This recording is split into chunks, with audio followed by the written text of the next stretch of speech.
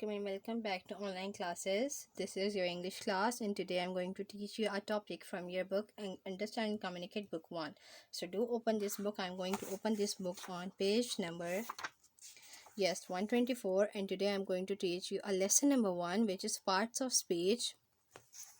So here you have this chapter. Now let us discuss what is this term stands for. What are the parts of speech? So speech is basically a way of talking, and that way of talking or delivering words or quoting words, it has 8 parts, and those 8 parts are here. The very first one is noun. So we all are very well familiar with this term noun. So noun is basically a word that is used for a person, place, or a thing. For example, Bahawalpur, or if you say Al-Qura public school, or if you say Qaid-e-Azam, Allama Iqbal. So all these names which are using to represent a person, a thing, or a place, that is known as a noun. Second we have is a verb. So verb is a word which expresses an action. For example, fish live in water. Now fish is doing a work, and that work is being represented with this word live. So live is a verb. We walk to school. Walk is your verb. They look tired. Look is your verb. He is a proud man. Is a verb. The third part of the speech is pronoun. So pronoun is basically a word which is used in place of a noun to avoid the repetition of the noun.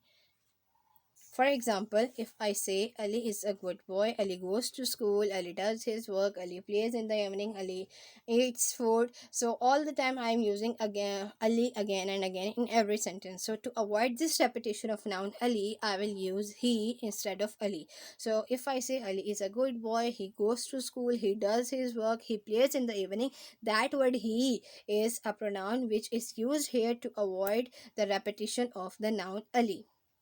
The next part of speech is adjective. So we all are very well familiar with this term as well. So adjective is basically a word that qualifies or describes or modifies a noun or a pronoun.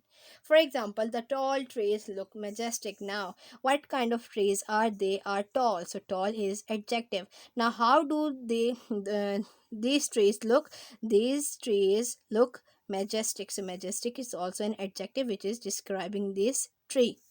The paintings are priceless. Now what kind of paintings? What are the paintings have kind? They are priceless. So priceless is also an adjective which is